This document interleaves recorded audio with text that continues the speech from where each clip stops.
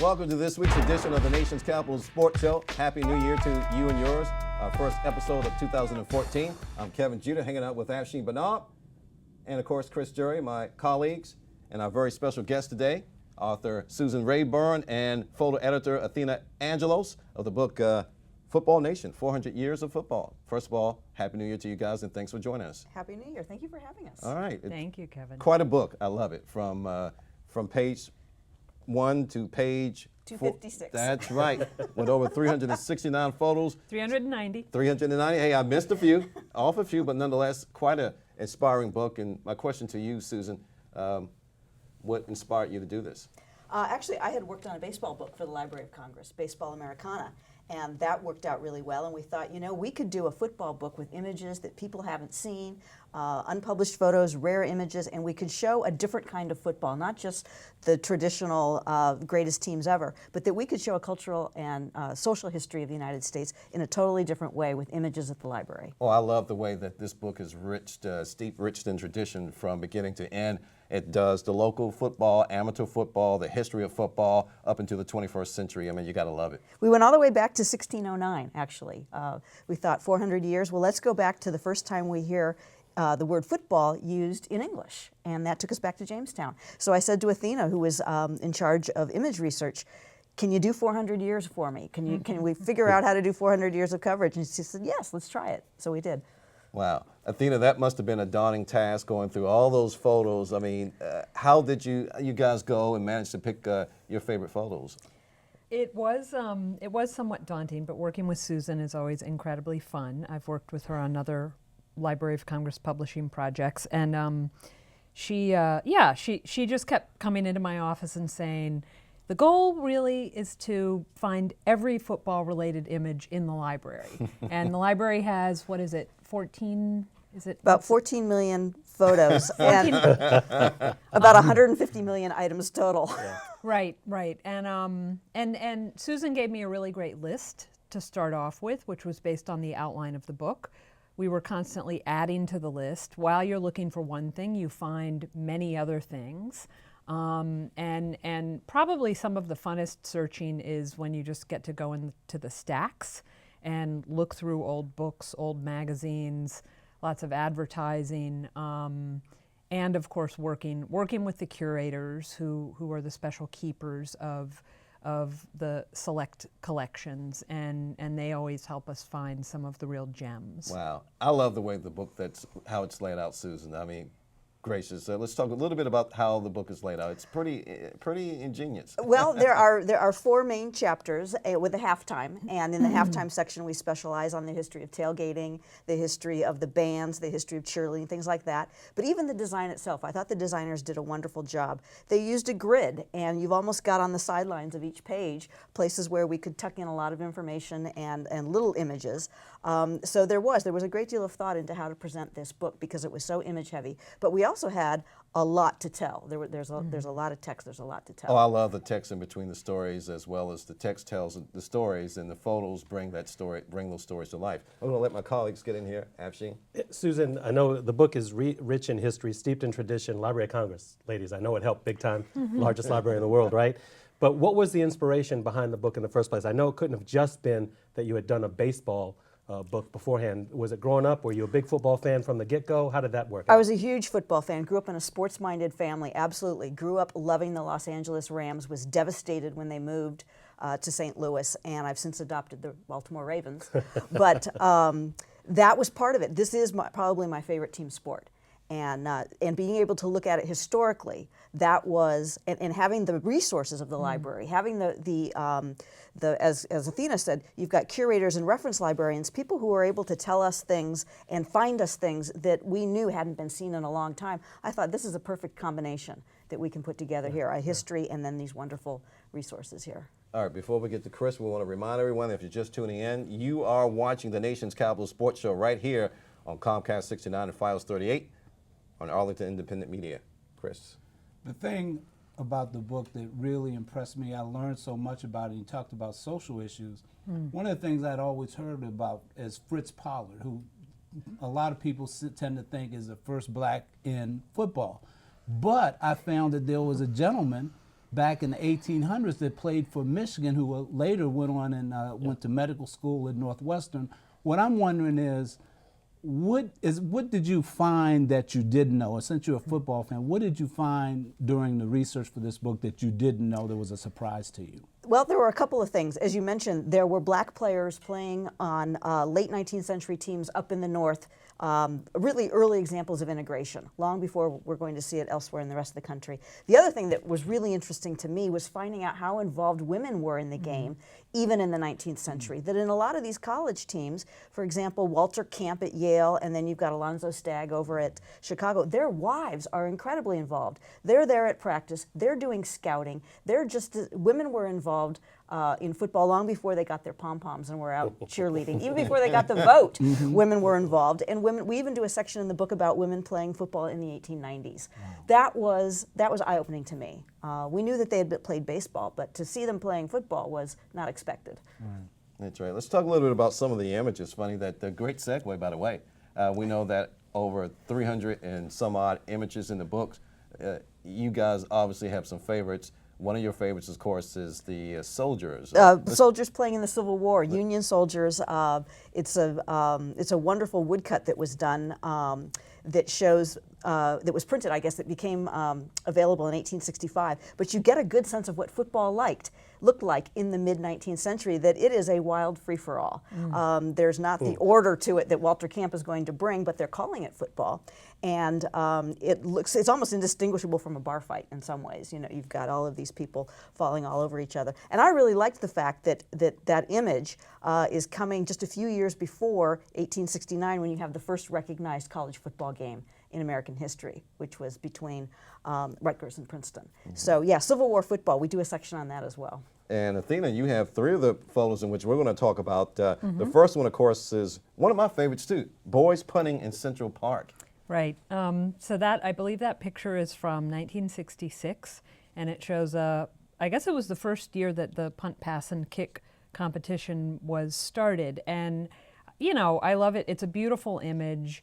It reminded me of my brother and sister were competitors in the punt, pass, and kick competitions. And it along with a few other images, brings to life just, you know, how football was so much a part of American culture, and that kids, there's something about the determination, the look on the kids' faces, like, you know, if they can do this well, they might end up at halftime at a professional game in the national competition. So, yeah, that's why I picked that one. Yeah, and the other one, of course, is Women Powder Bowl. I mean, that's pretty cool, isn't it? I like Right. that too. So that was the 1930s, and it's this gorgeous shot of women playing in a powder puff game. And I was interested to learn, as Susan illuminated, that women's games and, you know, firemen's teams, police teams were popular during the Depression, when college players weren't able to play because they had to go out and try and find work. And so a lot of these games that were done for benefits and charities were popular. And it's a beautiful leg shot. I know that sounds kind of sexist, but they're out there playing, and the legs are there, and the one gal has these ridiculous little heels on. Yeah, she's not wearing sensible shoes at And all. I think that's probably why she took a tumble. So Better that comment comes from you. Yeah, you know. Although us 3 we were probably all thinking it, but we didn't want to say anything. We didn't want to come across as sexist. Photographically. But you know, photographically, It's a good photo It's a good nonetheless. photo. Yes. And the last but not least, the other photo that you like among many of them is Claflin. Right. The Claflin team. I actually included that mostly to talk about. There's a wonderful section of the book, which is, it's basically a history of the team portrait, and so we show the team portrait and how it evolved, how it changed over the years, over the decades, and that was a nice early shot of this African American team out of South Carolina. I love the book. I mean, it's as Afshin pointed out, it's you know, steeped rich in tradition. And the fun factor of the book is it even includes someone from our graduating class of That's 19 That's 80-something Jerome Kennedy and Illuminata Relacion Williams, who now resides in California. I know that through Facebook. But nonetheless, a great picture on page 137. Yeah, that picture, that's very dear to me, and it was just so much fun and a treat to get to include my fellow Wilson Tigers in this beautiful publication. And yeah, it's just a little shot scanned out of the yearbook from homecoming, because Jerome was the homecoming king. And yeah, it's nice to, I've known Jerome since 5th grade, so. That's not that long ago. That's though, right. No. I love the pictures. I'm not going to ask you why you put the Ohio State football field on there. That's a different story. But being me and being a Michigan fan, you guys know that. But the collaborative effort between you two, how long would you say it took from beginning to end? All these pictures, all these pages. We worked on, I started doing a lot of research for the proposal, to get the book accepted by a publisher, and then brought in Athena, and we had a wonderful research assistant in Jonathan Horowitz, who went to USC, and as a UCLA alum, we had some wonderful issues to work out. But we spent probably about 3 years on the book, including having it go into editing and into production. So yeah, there was a lot of research, but simply assembling this massive amount of material. We figured we looked at something like 14,000 images altogether. 4,000. And that I know amazing. Jonathan went through tens of thousands of items as well. And I think I read almost every newspaper story I could find from the 17th century up to the 19th century. So yeah, it took several years to put it all together. I love the book. It's one of those type of books that you purchase one for yourself, like I did, and you buy one for your guests, because for those of you who know me, I'm kind of sensitive about my books. And so therefore, it's one of those things that it's kind of a keepsake. But I got to ask you this, in this digital age, are there any plans to make a digital version of this book? Yes, that is possible. We might be doing that. Just like your baseball book. Right. I purchased right. that the other day. Oh, excellent. Yeah, Thank you. I love that. But the thing about that, I can't get Susan to autograph that, not unless I have her autograph my iPad. But I digress, Chris. No, I just want to, again, just say that you two did a tremendous job. I'm not a person that's really into books, but when I got my hand on this and I looked and I saw the history, because I wasn't really sure what I was going to see, and then I saw these historical pictures and things, and it's just a great job. And I know it's going to be one of those things with my copy that when people see it, they're just going to look at it and not want to put it down. And it's a great job you two did on this book. That's right. Thank Absolutely. you. I mean, Thank it's a you. We wonderful really job. do enjoy the book. Yeah. We wanted to spend a couple minutes because we wanted you to talk about your UCLA Bruins that wreak havoc on who? The Hokies? Yes, they did. And rather in the Sun convincingly. Bowl. In the That's Sun right. Bowl, yeah. I think we're going to be Can't close strong without next that. year. We're going to be strong next year That's right. with Hundley coming back, and it's a young team. So I think UCLA is going to have a good season. And very unfortunate about your Wisconsin Badgers. I figured I would bring that in there, bring that up, but I wore they red lost. anyway. Well, I would just say, Susan, now, what you didn't know is I'm a University of Virginia football season ticket holder. You know UCLA will be in Charlottesville That's right. later this year, 2014. So hope to see you down in Charlottesville. That sounds again. good. That sounds You good. mentioned Hundley, Susan. I think he'll be a Heisman Trophy candidate next year. I'm glad to That's hear it what I because I think so too. Yeah, I think so. But they're going to have a good season, and congratulations to your Bruins. That's right. And if folks want to purchase this book, where could they go to purchase it? It's at all the usual places, Amazon, Barnes & Noble. You can get it online. You can get it at Costco, various outlets. The Library of Congress. Library of gift shop. Congress gift shop is also a good spot if you're on the Hill. That's a nice place to get it. And I got to ask you, if any inside information, what is your next project? If you can tell us that. A colleague and I have been talking about doing something on the golden age of golf. Wow. All Very right. good. Yes. All right. Wow. Well, thank you very much, Susan. And Thank thank you you. very much, Athena. Thank you. Once again, Susan Rayburn, and of course, she's the author of the Football Nation, 400 Years in Football. Athena Angelos, the photo editor. We want to thank you guys for coming on to the show. Fellow Wilson graduate. Go Tigers. Alumni Tigers, hence the green and white baby. Shake your pom-poms. All right. For the nation's capital sports show, I'm Kevin Jeter, along with Afshin Banab and Chris Jerry. We'll be right back after this. And thanks much, guys. Thank you, Kevin. Thanks, everyone. Hey, welcome back to the nation's capital sports show, where it's most definitely on. I'm Kevin Jeter, hanging out with Afshin Banab and, of course, Chris Jerry. Gentlemen, let's continue to talk about what we enjoy talking about the best and the most, and that is sports here in the DMV. Wasn't there some interview with Susan and Athena, man? It was wonderful. That's right. As by the way, Absolutely. they're off to the side, but they're going to be Susan's going to be signing a book, and we're going to give one away, of course, to a lucky viewer on our Super Bowl show, which is a week and a half from now. And the other one, of course, why not? We're going to give that to our friends here at AIM so they can pass around in the office. And our 3 copies, no one's getting one. No one's getting my copy, and so Mine's on my coffee table. That's right. All right, let's continue to talk about those Washington Redskins. They got their man in Jay Gruden. They did it pretty fast. Out with the old, in with the new. They kind of wanted to distance themselves from the Shanahans. Yeah, they did it pretty quickly. There's still a few teams out there that don't have a coach. Bruce Allen knows Jay Gruden, knows the Gruden family. They worked together in Tampa all those years ago. They got an innovative guy. He was a quarterback coach. He's also the offensive coordinator for the Cincinnati Bengals, took the Bengals to the playoffs the last 3 years, though they weren't successful. So maybe this is what Robert Griffin III needs. He needs somebody who's not only a little young, but needs somebody who is also familiar with the position of quarterback, and maybe Jay Gruden is the guy. Chris. Well, the thing to me is because of the connection between John Gruden, Jay's brother, and Allen, thinking back now, I think this probably was all along the person that they wanted to go after. They didn't really need to even interview Jay because they could interview John.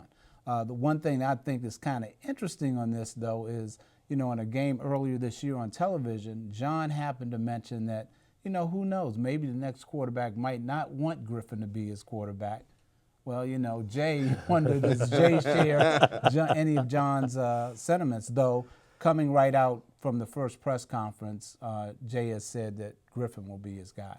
I agree with you on that first point you made. I think that Bruce Allen, from day one, the Monday after that last game, decided that Jay Gruden was his guy, and all they were doing was waiting for the process to be over so they could actually bring him in for an interview and say, okay, there you go, because they have a history that goes back 10, 15 years now. I got to mention this, though, as much as we talked about it on past shows and podcasts, this still does not resolve the issue of having a bona fide general manager, and each of us have alluded to that and made that comment to that effect. No disrespect to Bruce Allen, but you got to figure, well, what's next in terms of the players that they're going to get in, whether or not Bruce Allen is the effective general manager to really be able to evaluate talent.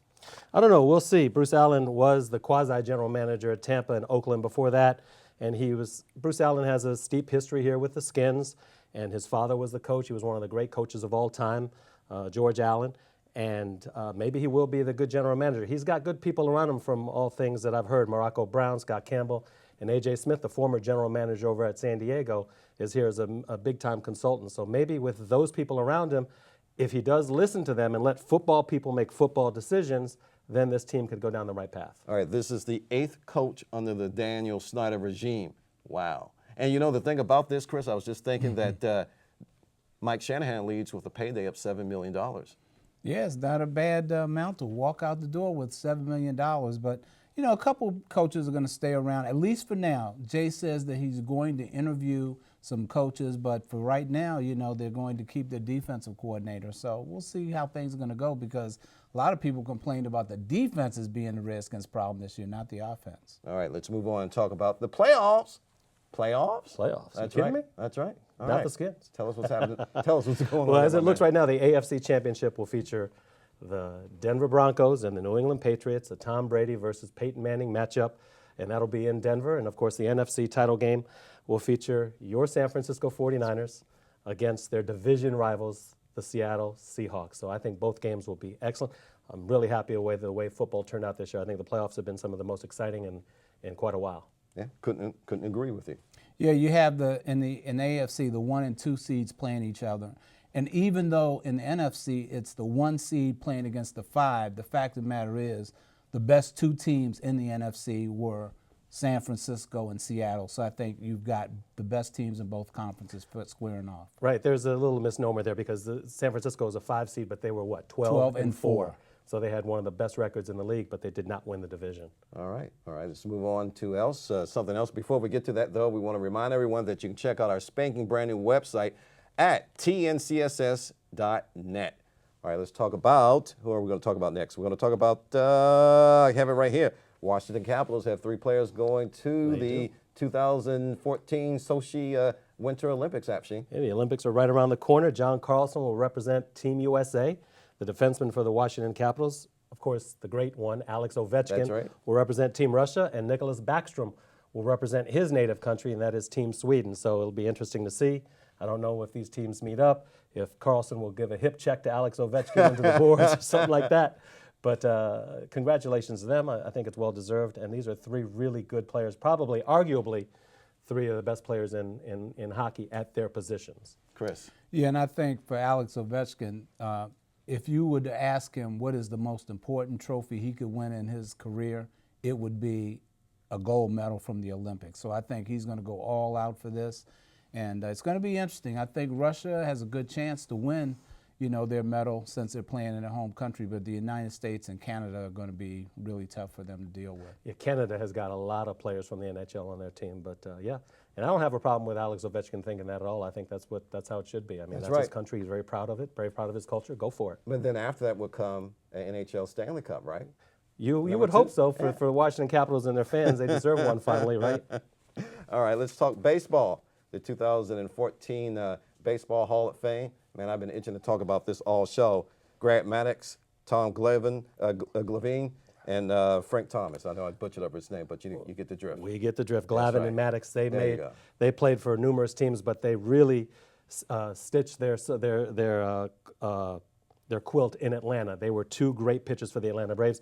They played a long time in Atlanta. They only won one World Series. Frank Thomas played most of his career with the Big Hurt, Chicago. baby. Yeah, That's right. played most of it with the Chicago White Sox, and they had very successful careers pre-PED. I guess we right. have to mention that for That's right. whatever And reason. you stole my thunder there, but nonetheless, they did it all before, like, as you mentioned, before steroids. Chris. Well, I think it's interesting that Atlanta, with Smoltz perhaps joining them, they could have so many pitchers on their staff that made the Hall of Fame, yet they only won one World Series. But they were consistently always in the playoffs. The thing about what you mentioned about the PEDs that I think we're still going to find out more down the road because, there's this kind of witch hunt after all the field players, and nobody really talks much about the pitchers. In the defense of both those Atlanta pitchers, they didn't blow up. They weren't like Roger Clemens. They weren't overly big. So, we'll see how it goes. But congratulations to all of them, especially a guy like Frank Thomas, because he's like kind of a big fat guy. He used to play, as a football Why not tell us player. what you He really was. feel? How Well, you really? he Yeah, was. He was a big guy. He was Yeah. a football Yeah. player at the was, yeah. University of Auburn, and then he ended up, going into baseball. And Bo Jackson was another one, by the way, that also played. But That's right. he At ended up Auburn. making it, and congratulations to him for the White Sox and